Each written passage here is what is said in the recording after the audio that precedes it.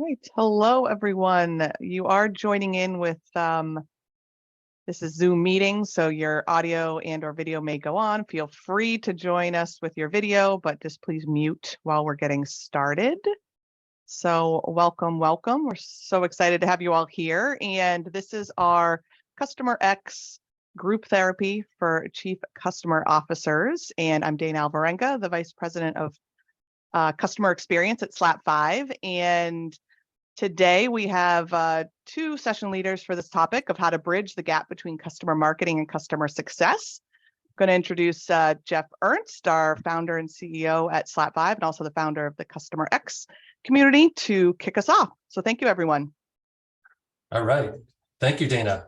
And before we jump right into our topic today, I just wanted to give everybody who is not familiar with CustomerX community just a quick glimpse. We're the community for customer-led growth, and we basically have a mission of helping elevate the profession of CustomerX roles, meaning customer marketing, customer experience, customer advocacy, customer engagement, doing this by helping and inspiring these folks to connect their work to the strategic growth initiatives of their companies, and ultimately make these CustomerX roles a path to the C-suite, or to help people that are already in the C-suite in these roles.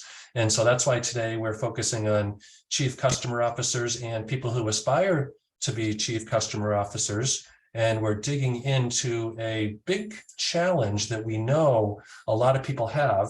And we know this for a fact because we just did a survey on the state of the customer marketing profession for 2022.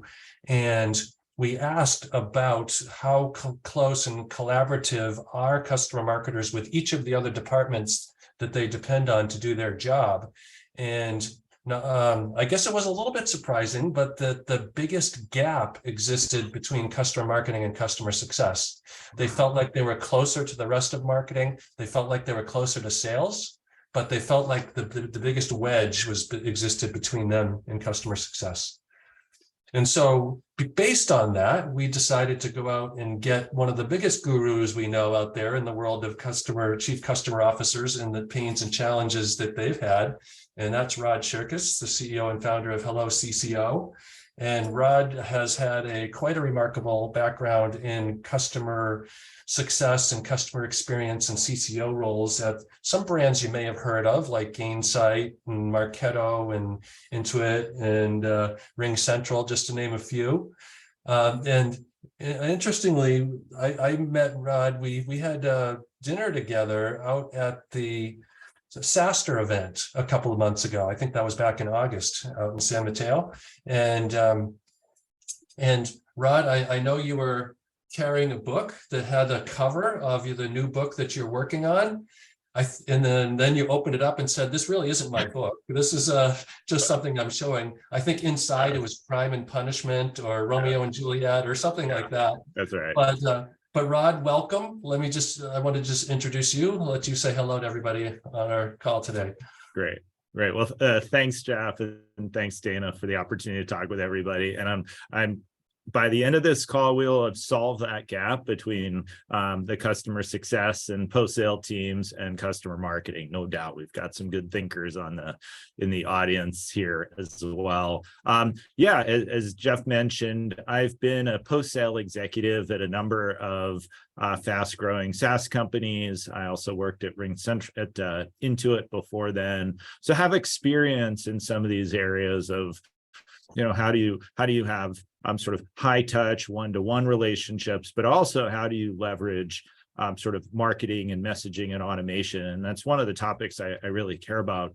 And Jeff had mentioned that I'm writing a book that I was talking about at Gainsight and at Gainsight Pulse and at SaaStr, called the Chief Customer Officer Playbook. And it outlines a set of strategies to help both CCOs as well as people that aspire to be CCOs someday, what are the skills they need to do that job well, and how to build that into your career path. The book is actually done. It's in, for those of you interested in how book processing works, so it's done. It's in proofreading and layout, and I'll have it available by mid to late January. So it's actually pretty exciting to see that move along. And thanks, Jeff, for mentioning it.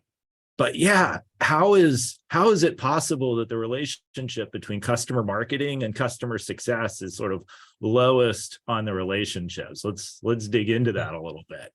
Yeah, and so I think before we jump in, why don't we just hear from our audience? If you guys could just post in the chat, let's just start with on a scale of 1 to 10, where 1 is like non-existent, and 10 is sort of you're married to these people, they're your trusted significant other.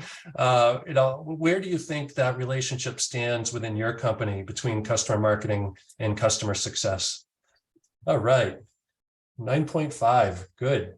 8, 2, 6, 5. Okay, it's all over the place. Couple 2s in there too. Yep. Okay. So not too different than what we learned in our survey. They were all over the place, and I would say anything other than 8 or 9 or 10 is failure, but we could debate that point. So interesting that we have these all over. So let me just jump into, before we jump in to start our conversation, a couple of the questions that we want to answer today. And so we really want to dig into what are the issues that customer success leaders face every day, because I don't feel customer marketers totally understand them or empathize with them. And specifically, which ones do customer marketing leaders have the skills to help solve? This is a very important key that you're going to be hearing about in a few minutes about how to bridge this gap. Then we want to talk about how can customer marketers shift from alienating customer success and start building relationships with that team. And then we're going to get real specific about what are some of the types of initiatives that customer marketing could be designing and bringing to the table that helps customer success achieve the mutual outcomes that both teams have. Mm-hmm. And I found this picture that Dana cringed when I first showed it to her. But what we've heard a lot, and what the survey told us quite a bit, is that there is this sort of relationship between customer marketing and customer success, where customer marketing is always on the prowl, like a predator trying to attack their customers, and customer success is always trying to be the defensive mother protecting the babes.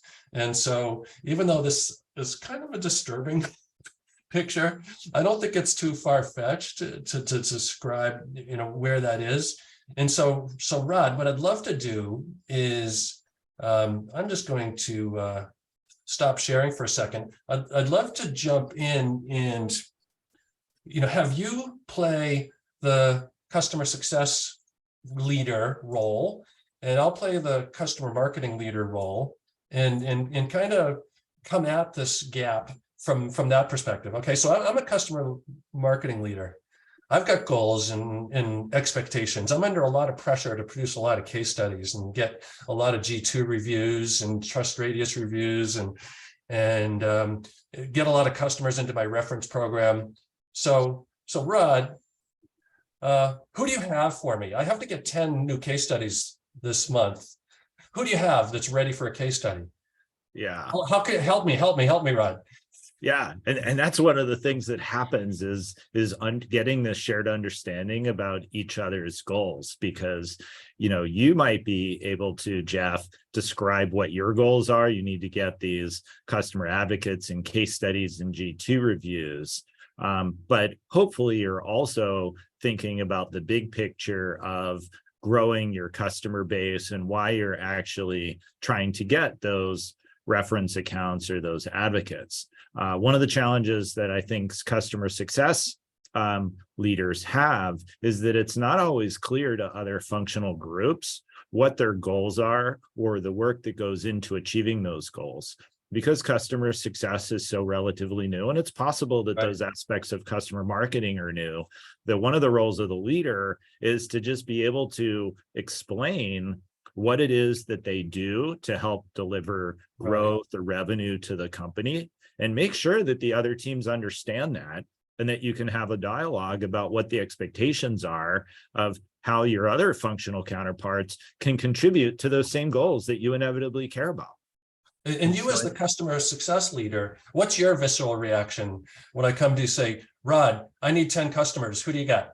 Yeah, I mean, I think there is a little bit of a protective nature There's been this sort of impression over the years that the role of, if we're talking today about sort of a customer success management team, is to help be a trusted advisor, somebody that your clients can look to for best practices and recommendations. And I suppose the impression too in the past that it wasn't really a commercial recommendation. You're trying to make sure that they stay and they're happy. And so anytime that sales or marketing is kind of coming in and wants to use you, there's the concern that if I, bring my customer up as sort of a use case, that every time you have a prospect, they're going to get a call to be a referral customer or to jump on a demo with somebody. And that might put your relationship with them at risk. I think that type of emotion of it's now outside my control, I'm letting sales or marketing into my relationship, it puts it at risk. And I think that's one of the potential stigmas of this customer marketing type of approach into the customer success organization. And so let's dive into the pressures that customer success managers and their leaders are under, right? Because I sometimes don't think that customer marketers totally appreciate the pressure and the dynamics and the demands that they're under. So start to, again, your shoes, you're the customer success leader right now. You've got a team of 10, 20, I don't know, maybe 100 people. Yeah. Tell us about some of the stress and pressure that your team is under. Well, I think there's some new stress that's been happening in the last 6 months that I anticipate will happen in the next year, which is related to demonstrating the value of your success management teams and how they contribute to the delivery of revenue growth for the company and doing it in an increasingly profitable way. I would say that over the past couple of years, there's been this approach of having a success management team. It's a trusted advisor, and they may or may not be responsible for, expansion growth or the renewals. But I think that's changing. And there's a trend that the leadership, CEOs, CFOs are expecting the CSM teams to contribute in a measurable way to these growth opportunities. But they're also being asked to do this with fewer people. So also in the past, people could go, and as companies were growing and money was cheap, as the company was growing, you could just add people at the same ratio that you might have had before. Every time you get $3 million more in revenue, you hired another CSM. I think those days have changed, and I would imagine that a lot of budget discussions now are support our growth if we have the growth with flat headcount. And then in some cases, if companies are expecting growth to decrease or revenue to decrease, that there may be layoffs. We're hearing a little bit about that. So people have to do more with less.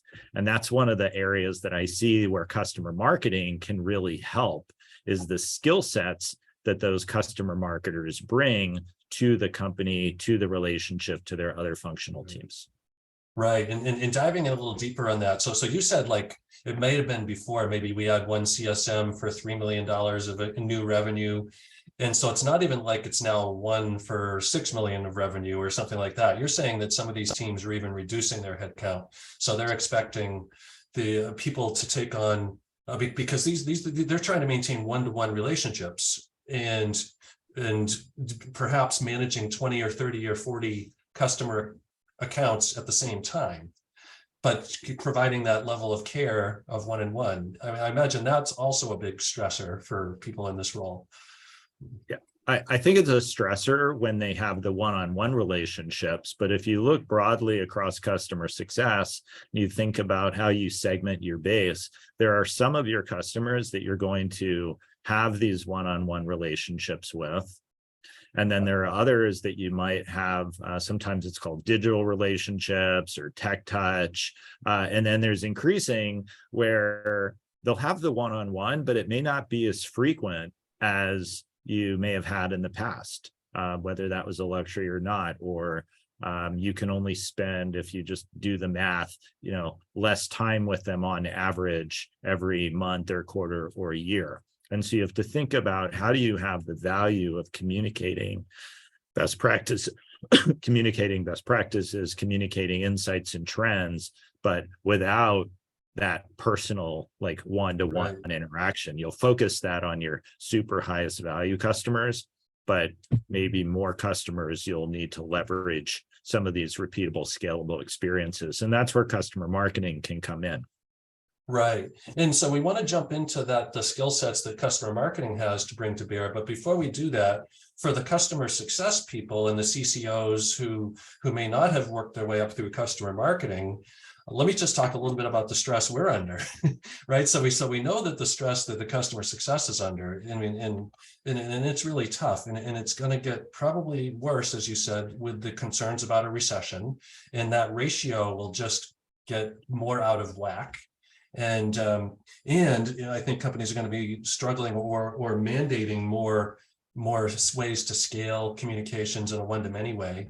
But now us, so I'm going to be the customer marketer, right? Yeah, that's the, and so I'm under pressure now to be contributing to revenue, but not just retention revenue or expansion revenue, but also new customer acquisition revenue.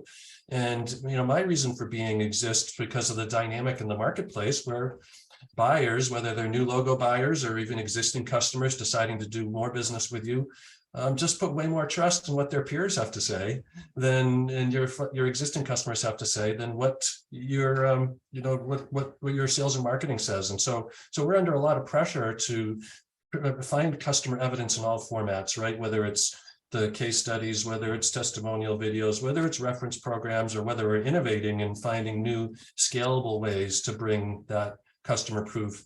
But nevertheless, our executives always feel like they want the classics, right?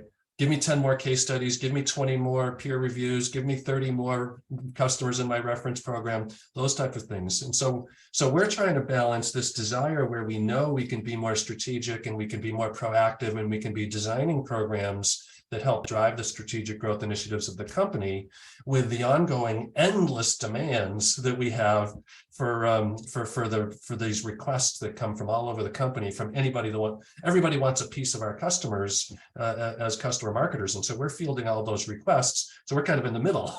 And that's why we tend to go to CS with the I need type of conversation. Yeah, and so Jan makes a great point, Jan, if you want to jump off mute and expand on this, but you've highlighted the dichotomy of customer marketing when they're very much sales oriented.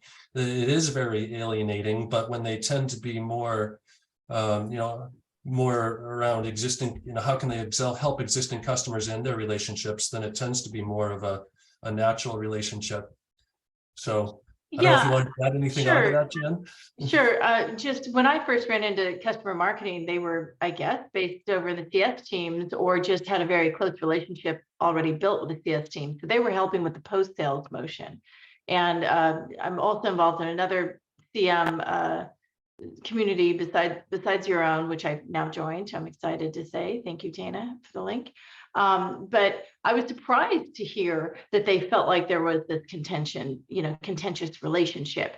And when I started to dig into it a little bit more, I realized that they were completely oriented towards the pre-sales motion only.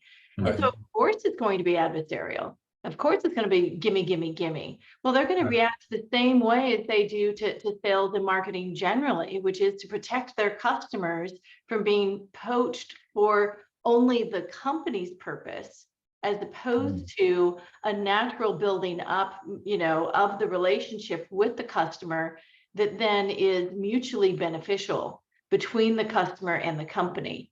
And when you're able to do that, whether they sit in marketing or sit in CS, I've just seen it more successful, I guess, when they sit in CS. And there was somebody else, I don't know who Rustu is, but Rustu sits in CS and says, he's got a similar relationship. It just seems like it naturally then extends to pre-sale when you set it up that way. For sure. And then the friction then might exist more with sales, right? If they're more focused on post-sale, then sales is saying, what about me? What about me? What about me? That's why we like to say it takes a village to be a customer marketer, right? Because you are really at the intersection of all these different functions. Well, I think that naturally they're all going to extend it to pre-sale because the organization tends to be focused pre-sale. We don't live in a lot of organizations that are truly customer-centric or customer-led growth organizations. They're mostly sales-led growth organizations still, right? Right. So it's hard not to get pulled into that pre-sales motion, but unless they are first focused on that post-sales notion and get to understand what that post-sales motion and the customer post-sale, building up that relationship, until they understand that, I think it's hard to, ever bridge that gap later. Right. And so Rod, I know you've put a lot of thought into the skill sets that customer marketing can bring to bear to help customer success achieve mutual goals that both teams should have and do have, right? And I think you're even going to be having a chapter in your book about this about this topic. So tell us, what, from your perspective, what are those things that customer marketers are good at or have the skills to do that, if channeled the right way, could really help not only bridge the gap, but help both teams be more successful? Yeah. There's a couple ways that I think about it. One is like, what are the general skills they bring? They tend to be strong marketers, strong writers and content creators. They're very data driven. They're helping to educate customers about products and services. They're effective at planning and executing sort of a marketing and messaging strategy. They are able to present data, sort of present results that are data driven that help inform other decisions. They're good at developing programs to help solve particular sort of desired outcomes. They bring marketing automation experience. So this is where, when I worked at Marketo, this was one of the innovations sort of a decade ago of creating personalized messages for different groups or segments of customers that made it feel very appropriate for them, but didn't require a salesperson or a BDR at the time to send the message out. So you could sort of nurture them. So they bring a whole bunch of skills into what the post-sale teams or the customer success teams need to deliver. And I don't think that it's an or. I just think that it is a historical practice that customer marketing has serviced the sort of this initial sales process because it's sort of measurable. But if you think about all of these new sort of chief revenue officer types of roles, where at many companies, the revenue you get from your existing customers or for growth frequently outweighs the new customers coming in, the customer marketing leaders can just reframe what they do is helping to drive revenue growth, not just new logo growth. And if that framing happens, then you can see how they could get involved in, in much more aligned with the customer success teams. All right, so there's sort of this transition, a kind of spectrum that I look at, right? One is we have to stop, as customer marketers, we have to first of all stop alienating and start understanding and showing some empathy for what customer success people are going through, and then starting to build those closer relationships. But then there's sort of the proactive, taking all these bundle of skill sets that we have and proactively bringing programs and ideas and ways that we can help scale that work. Because again, the customer success, it's a lot of one-to-one, trying to go to one to a few or one to several, one to many. But customer marketers, they always work. I mean, they already are used to working in a one-to-many realm, right? Yeah. So let's kind of take it along that spectrum. What can they first do to start to bridge the gap, start to get closer, and maybe show a little more empathy and understanding? And I don't know if there's any secret sauce here, but any thoughts on that? Well, before we go into the proactive side of things? I think it starts with mutual understanding, right? Mm-hmm. There are other groups that, whether it's sales or marketing or customer success you work with, where product needs certain things from the customer success team. They need feedback from customers. They need prioritized lists. They want that interaction. And then there are certain things that the customer success teams need from product, and they may not be exactly the same. Same thing with sales and customer success. So I think that just having a dialogue between your customer marketing and your customer success leaders would go a long way to see, hey, what are the skills that you have that we can potentially leverage? And what are the skills that, what are things that we offer that you need? And they may not be exactly the same, right? You need customer references and you need case studies, but what we need from you is potentially time to help with some of these initiatives around, email marketing, one-to-many webinars, leveraging best practices that are happening elsewhere that will help customer success achieve its goals. So I think the first is mutual understanding.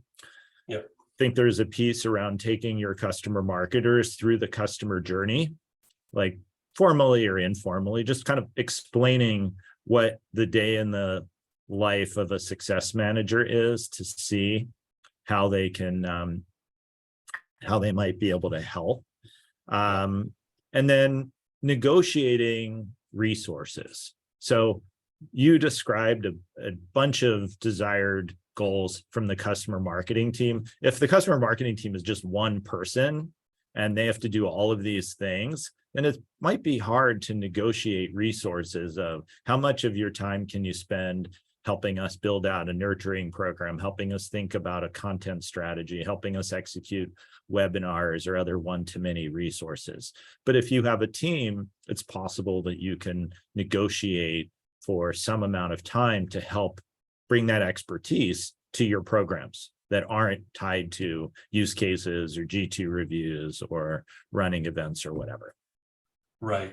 And one thing, I'm going to pick up on something that Rich said a few minutes ago about how we're being measured. So again, even before we go into the proactive types of programs that customer marketers could be bringing to the table, I'm wondering if you're seeing, because I am actually seeing a gradual shift in how customer marketing is being measured, where it used to be all about the activity based, right? It used to be all about the number of case studies, the number of references in the program, the number of activities performed, the number of peer reviews. Now it's much more focused on influence and impact, or shifting, I should say. Not that they're letting go of those goals, but their expectation is that customer marketing should now be having direct impact and influence on different types of revenue goals or revenue initiatives that the company has in place.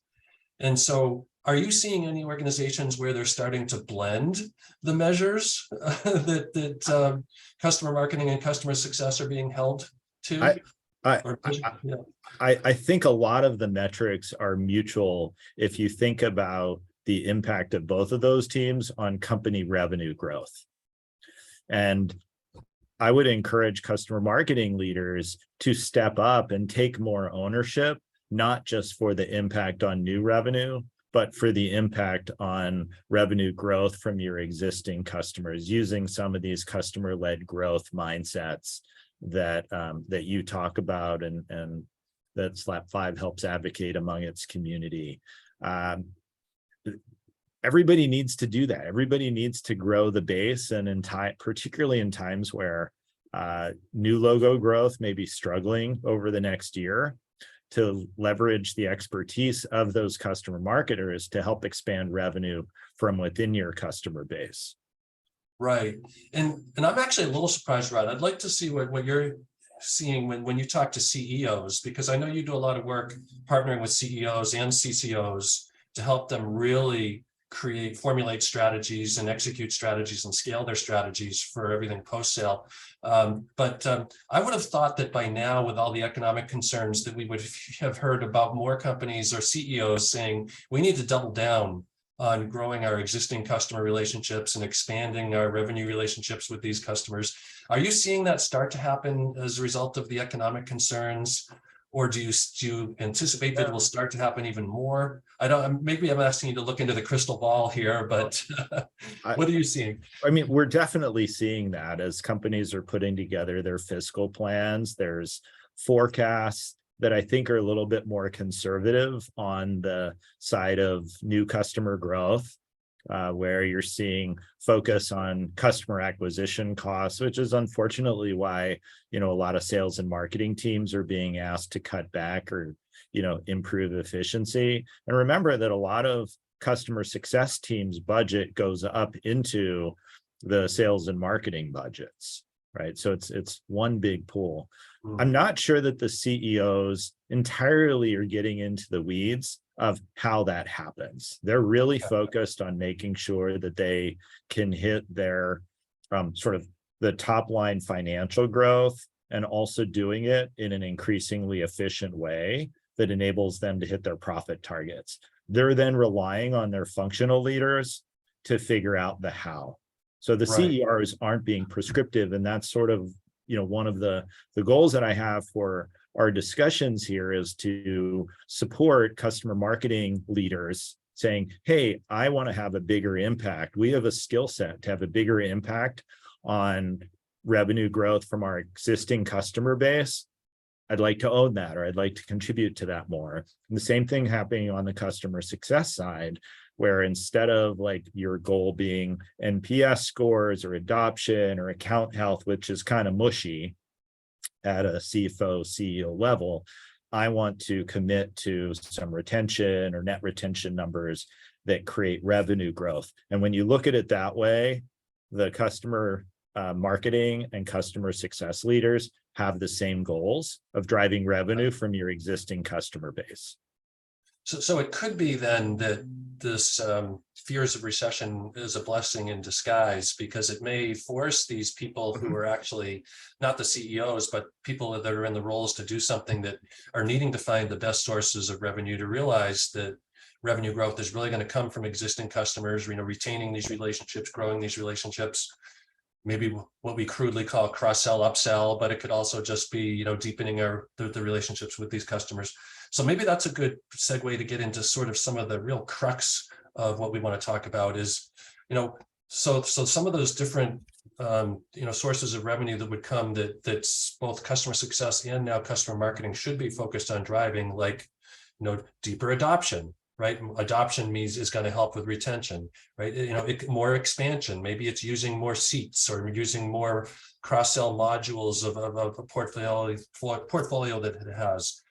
In my experience with working with companies that were, seat-based, it was getting existing customers to use more of the services that they had already subscribed to, so that they were more likely to review or increase wallet share rather than reduce wallet share at renewal time. Mm-hmm. So given that context of maybe some of those common goals coming into play now, what do you think are some of the things that customer marketing could be proactively doing, like types of programs that they could do that hit on some of the things that you measured earlier, that use some of the skills that they have, plus some of the needs where we're looking to scale some of our communications and things like that, go from one to one to many type things. Right. Does that make sense? Yeah. I mean, okay. you made a comment earlier that sometimes the success management teams are focused on those one-on-one relationships that require like a person sending an email or having a call or doing a business review. And I would argue that that is important, but not the only way that your customers can get information from you. Right. Specific types of programs where customer marketing can help is to help build out sort of email marketing or nurture programs that can be, very personalized based on what the client is using or doing, but can potentially seem to come from the CSM if there is one, or come from the company if there's not one assigned.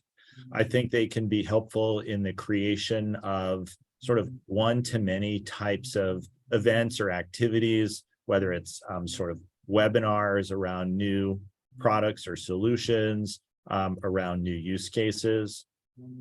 I think they can help integrate the success management team into events that the company is already having, but tie in the CSM team into it, so it doesn't seem like it's sort of a new logo sales driven activity, but you're highlighting some existing customers. So those are some of the types of skills where I think CS leaders are going to need that, because they're going to be like, I can't hire enough people, or like, well, maybe they don't need to hire people. They just have to think about creating leverage among those teams.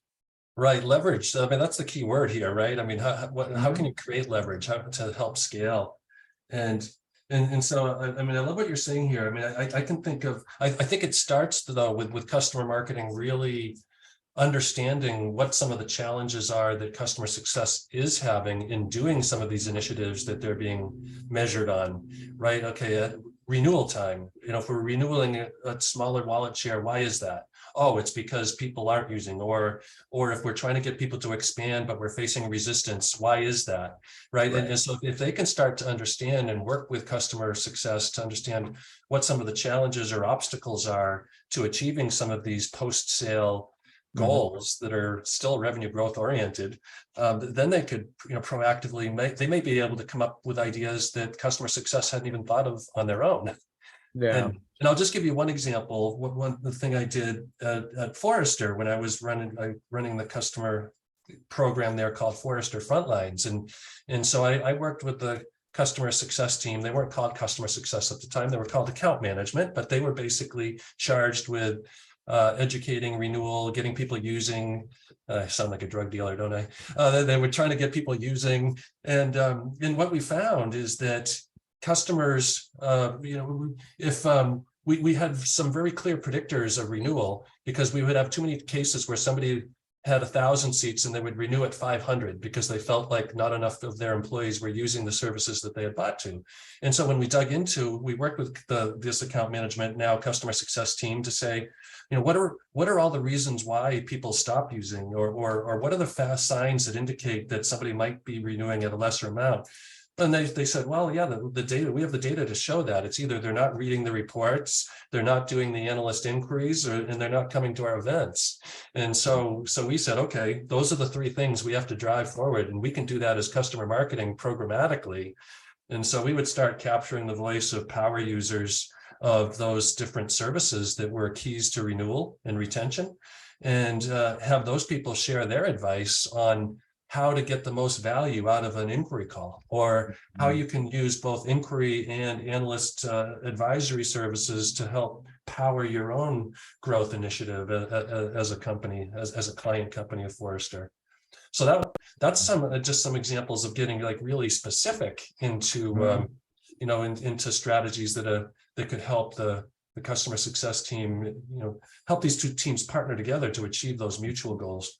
Yeah. I think the CCOs need to be asking customer marketing for more help and trying to secure resources in this budgeting process. And what that will feel like is the CCO or that equivalent leader demonstrating that they value the expertise of the customer marketer and acknowledge that they also have goals that don't necessarily align to theirs, right? Like, hey, we certainly care about getting the trust radius reviews and your advocates in case study. We'll help you with that.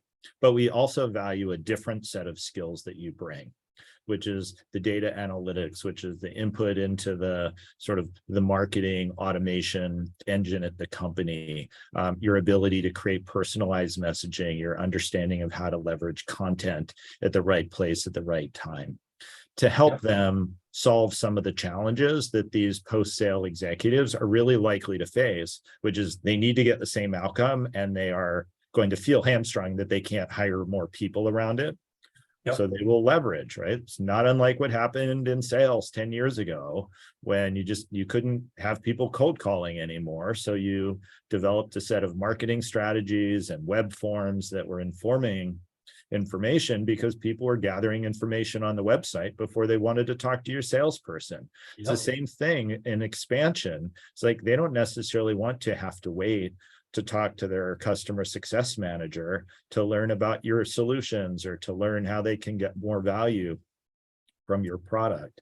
And so if we can start to build out capabilities that enable that to happen, we'll be able to be better off and do it more efficiently. Oh, that's such a great point. And you mentioned that CCOs should ask for more help from customer marketing. Why do you think they're not? Do they just not recognize the value that customer marketing could give? Do they not know what they need? Or are they just trying to put out fires? I think there might be I'm curious to see what other folks say. I think there might be a lack of trust that the CS teams or the CSMs are a little bit fearful of inviting another team or person into the relationship that they think that they manage with the customer.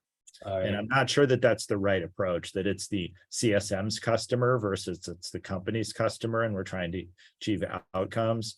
But I think there's a nervousness that if you introduce customer marketing, like going back to the earlier part of the conversation, they're going to pounce on them for, selling things all the time too hard, and maybe, losing some of that trust, or they're going to ask them for referrals. I'm not sure where that comes from, but I think that it might be something there about like giving up a little bit of the ownership or accountability.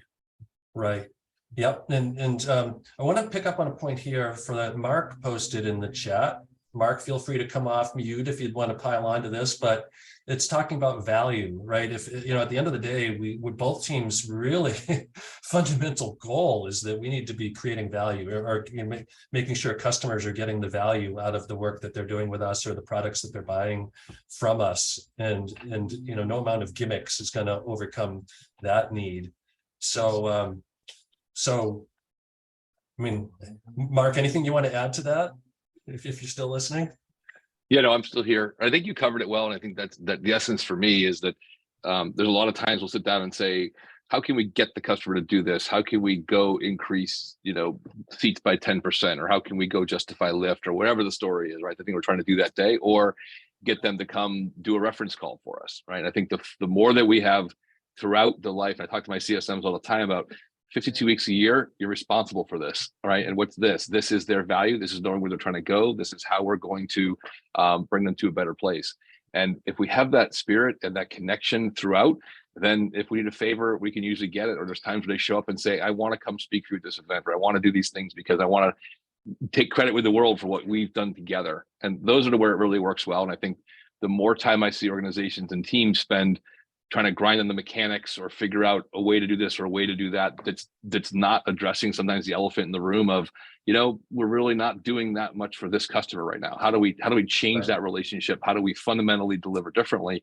The analogy I give is, years ago, I had a lawn service. I won't mention their name here because they may be here. And it was awful. And they, like, half of it was burned out, and they put too much fertilizer on it. It was a circle and with all this stuff in the middle.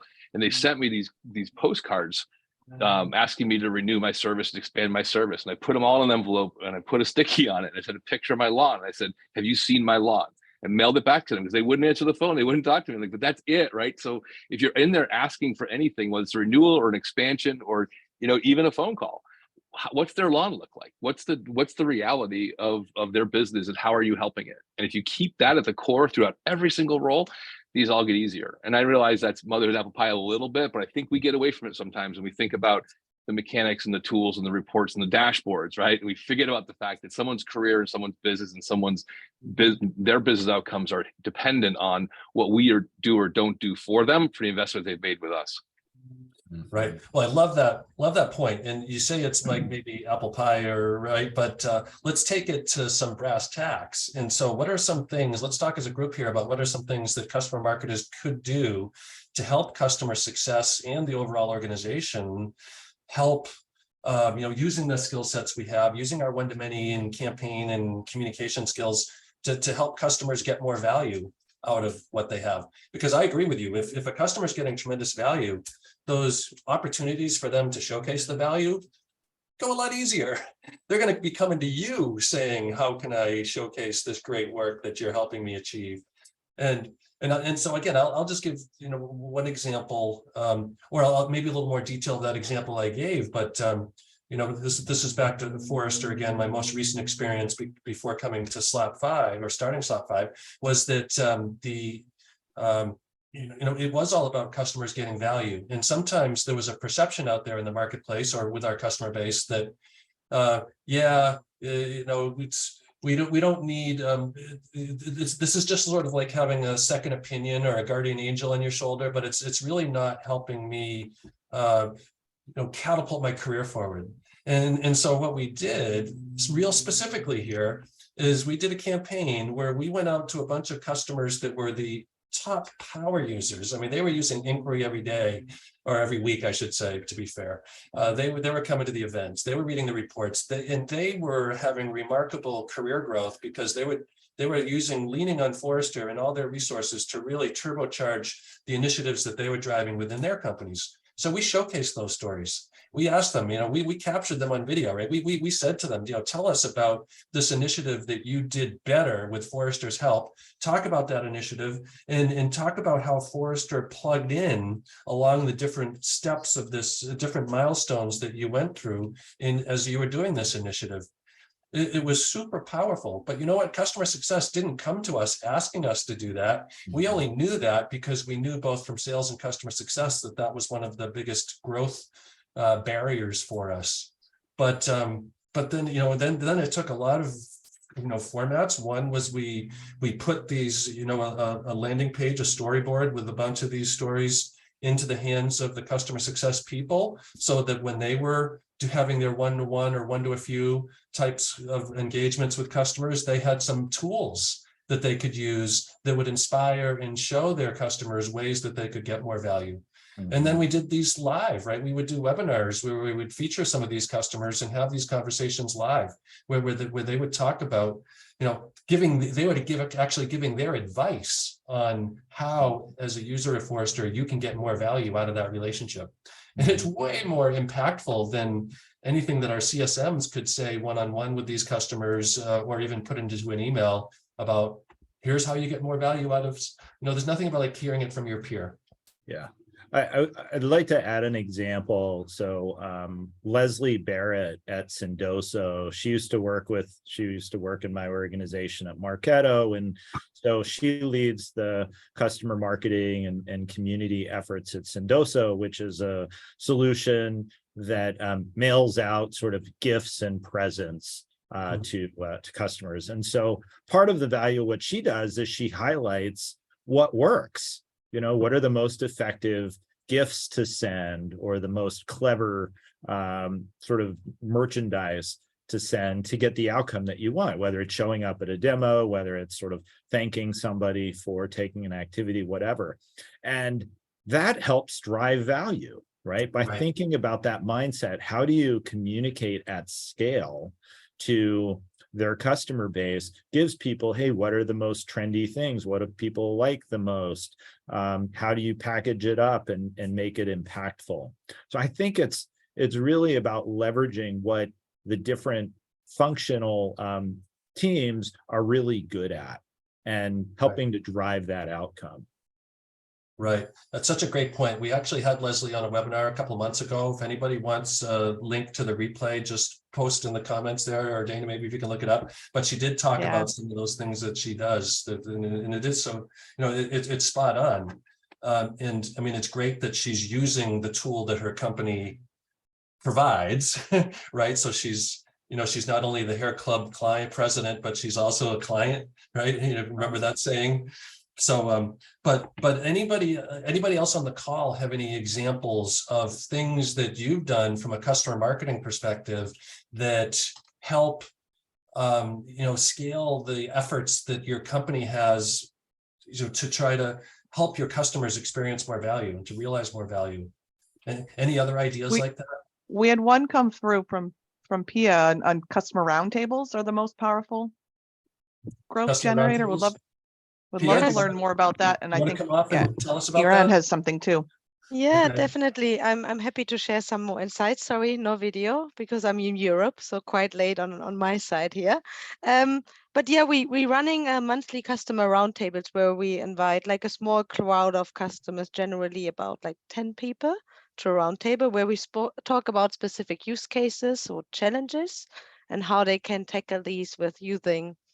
I work for a company called Seneda, so how they can tackle these using our tools. And it's amazing how they actually sell to each other.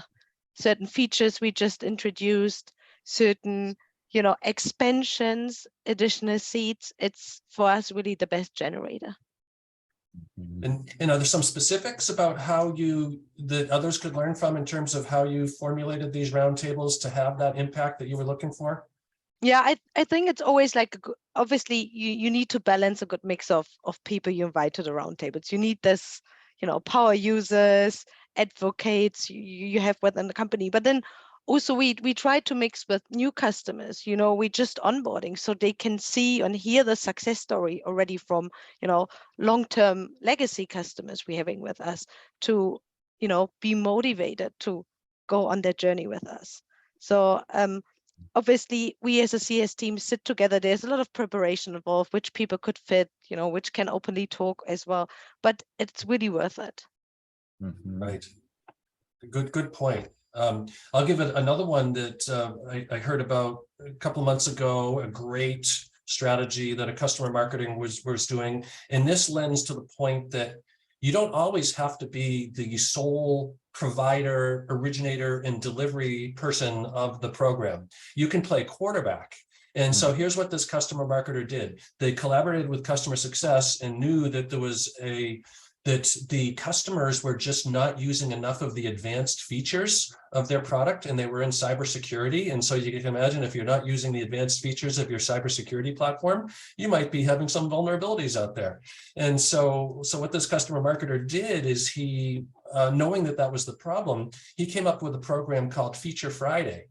And so he worked with product marketing because product marketing had a good sense of who some of the customers were that were using some of their favorite advanced features, and just did a Feature Friday. Every Friday they would get a customer on a brown bag lunch chat session, basically, and have that customer just talk about how they use that feature, what it was like before they were using it, how life is better now that they are using it, and any advice they had for others that are considering using it, or any overcoming any doubts that people had about, is it really worth my while?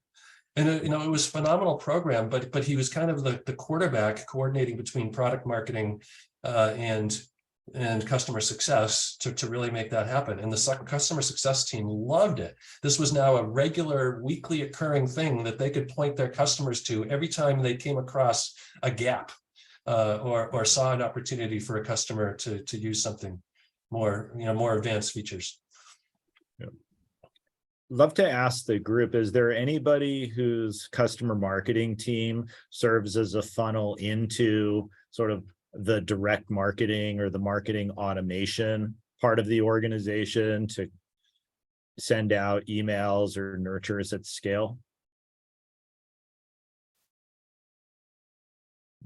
We did that. And also, just to piggyback on the previous thing that you mentioned, Rod, in terms of sharing best practices, one other thing that we did is with strategic customers, those that have like thousands of users, we actually did something where we partnered with the customer success team and with the customer, and we went and found the most successful users within that specific organization, interviewed them, turned it into a video, and then shared it only internally with that customer because it had some proprietary information that they didn't want to share outside, and then they used it in their annual meeting and other ways to promote it within the organization.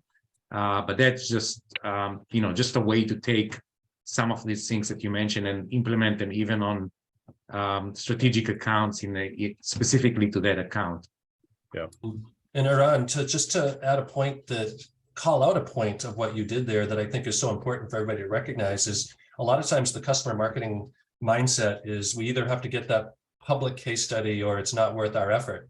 But you've just shown in your example that there's a lot of benefit to getting even a customer who says, I would never go public. I can't even go on the record of talking about my work with you, especially in the security software industry. But they might be willing to share some best practices if they know that's going to be distributed very surgically to specific people and in your customer base, and it's never going to appear on YouTube. Right. So keep that in mind, everybody, that it's not always a binary decision. Either they'll go public or not. There's just so much value you can offer to customer success by having customers talk about things that they may never want to release or speak about publicly, or maybe maybe they feel like it's such a competitive advantage to them that they can't talk about it publicly, but they're willing to talk about it with their fellow customers. Yeah. More and more of your customers want to be perceived as thought leaders in their area. And the more you can tie your case studies or sort of use cases into making your customers the hero, I think the better they'll want to do it. I just signed a new client this week that asked us to do the same, asked me to do the same deliverable that we did in the first project at his new company. And when we asked him last Friday what were his desired outcomes for it, he basically said like his number 2 goals, yes, he wanted to get his education program and strategy up and running and his learning paths in place, but he also wanted the vendor that they were going to use to write the case study about his new company because it made him look good, right? It wasn't about all the features and functionalities. It was about how, you know, this company accelerated their time to value for new clients by 75% by having self-service education and training resources so that the person didn't have to, you know, wait for their implementation consultant. And that was really helpful. It made him look good. He's like, I want that again. So don't underestimate the fact that your customers may find value in being sort of promoted, being highlighted as a best practice in some way. And I think, Rod, you make a really good point there that it's about mutual motivation and understanding what the customer's personal motivation is. And I think a lot of us on the customer marketing and advocacy side, you know, we're often approaching it from the standpoint of first understanding what the customer's interests are, obviously what their company will allow them to do.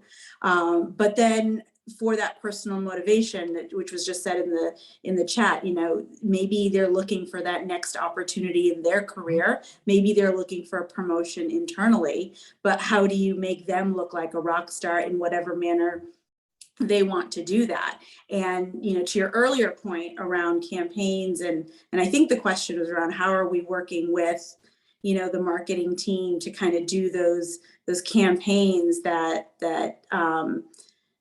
sort of trickle over time. And I think there's multiple strategies there, whether it's, you know, driving onboarding, you know, complementing what customer success is doing on a one-to-one basis by creating a campaign that kind of augments that effort through a one-to-many campaign around onboarding, or even just, you know, a regular newsletter to really drive better adoption. I think there's multiple ways that we can work closely with customer success.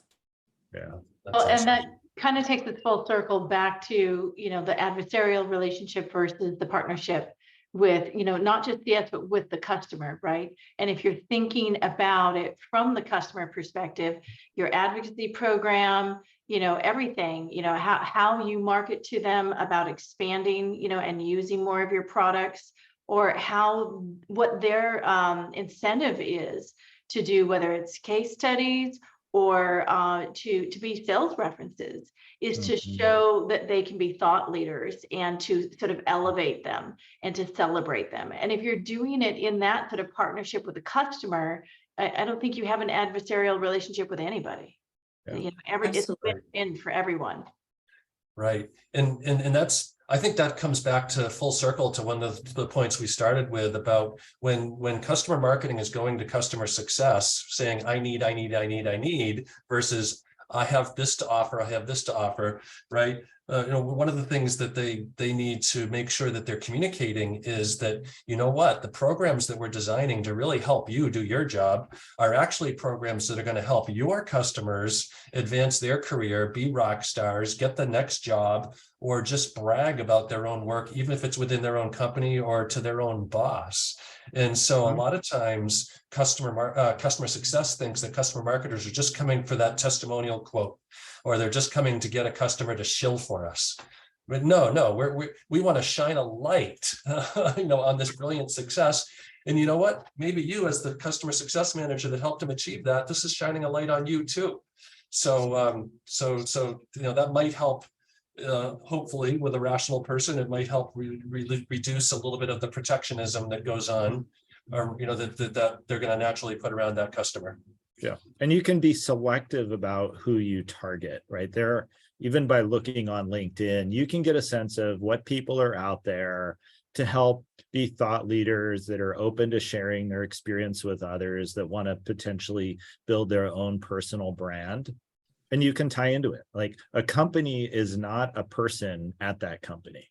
And the more we can think about what are that individual's incentives and why they would want to help, versus saying, you know, I want Zoom as a reference account versus I want this particular person at Zoom as an advocate or reference account, that you can have more impact, because they may not be able to speak for Zoom. It may not be appropriate at a company level, but they can have a point of view about what worked for them.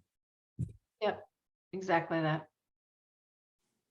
Right. Well, I know we're just a little bit past the top of the hour. I want to thank everybody for joining us. And I especially want to thank Rod for coming on to our episode here and sharing some amazing insights. Let's not let the conversation end here. For anybody that wants to keep this discussion, we can keep it going.